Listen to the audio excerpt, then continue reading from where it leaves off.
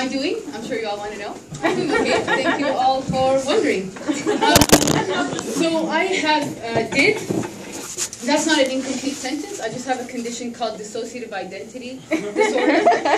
So I'm also a brain surgeon. So the problem about being having multiple personality disorder and being a brain surgeon, you thought it was a joke? I'm actually a brain surgeon. Look how steady my hands are. Is that your alter personalities kick in at any time. You don't have control over them, and it's just unfortunate that my alter personality is Hannibal Lecter. So I have another condition. It's a little bit more common.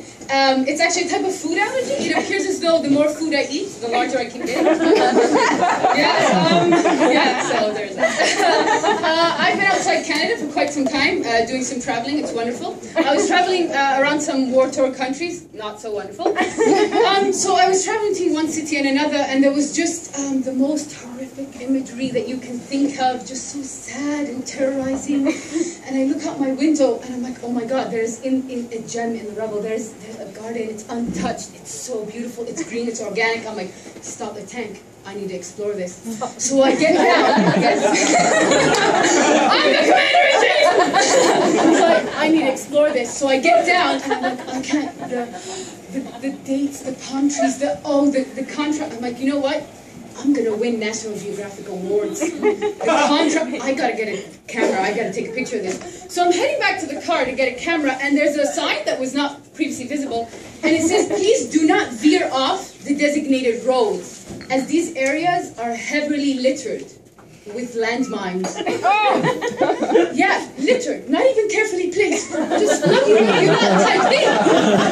So, two thoughts went through my head as I cracked myself, and the first was, no wonder this is quite a booming garden with endless what with all the fresh fertilizer? Was, how useless is that sign? I couldn't see it from the road. I've already crossed over into the valley of death. I feel like the only thing that sign could have said was something along the lines of, watch your steps. You're screwed.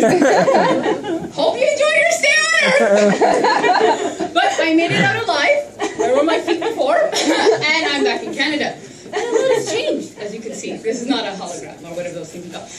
Yeah, a lot has changed. Like, what the hell are Presto cards? Absolute crap. Absolute crap. Don't buy a Presto card. I don't have a mode of transportation, unfortunately, so I've been biking around town. And but I can't actually ride a bicycle. So I have one of those fancy things with 3 wheels. And I don't know, I'm getting mocked quite a bit riding on this thing, and I can't understand why. It's like my baby, it's my unicorn, a trike. And so this guy passes by the other day and he says, did you inherit that thing from your grandma? I'm like, no, did you hear your hideous face from yours? And I was thinking, I don't have many comebacks. I have nothing, like, why can't I think of anything? And I'm pulling into my lane, and this guy in a huge truck passed by. He's like, nice bike. And I'm like, oh, I was like, oh, thank you, you too. I'm like, what? He's like, no. I'm like, I've just thanked him and complimented the man. I'm like, I gotta think of something. I have to think. I'm getting mobbed so much. I gotta think of something. I have to have a comeback. And I thought of something. I was like, oh my God, yeah, that's gold. It was probably just copper, but in my head I was like, it's gold. I should have that. Right? And so I'm pulling into my lane, and the opportune moment arises. My garage door going up. Someone passes by behind me and goes, nice bike. I'm like, that's what your mama said. Okay? Oh, hello, my elderly neighbor, Miss Dashwood. What are you doing with the flowers? Oh, going to visit your mom. Your mom's grave, is it? No, I can't actually speak to those beyond the grave. She didn't tell me it was a nice bike. Yeah, the moral of that story is that my neighbor is a 17th century character.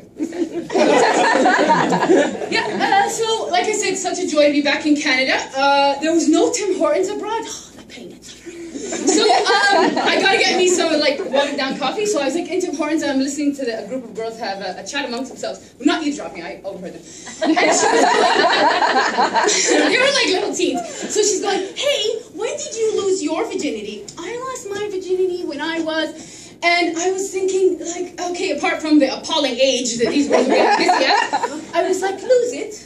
Were you walking out school with back on. That sounds like a song. I would never do that to you. It's just and a bully put out his foot, as bullies do in the movies, and you tripped and your virginity just fell out. You just set your virginity down for just a moment, and you forget where you put it. Because I feel like the more appropriate way to ask that question would have gone, hey, when did you make a series of horrific decisions that led to you crawling back into your parents' house at 4 o'clock in the morning through a window, wearing nothing but stilettos, panties, and a sweatband as two toppings?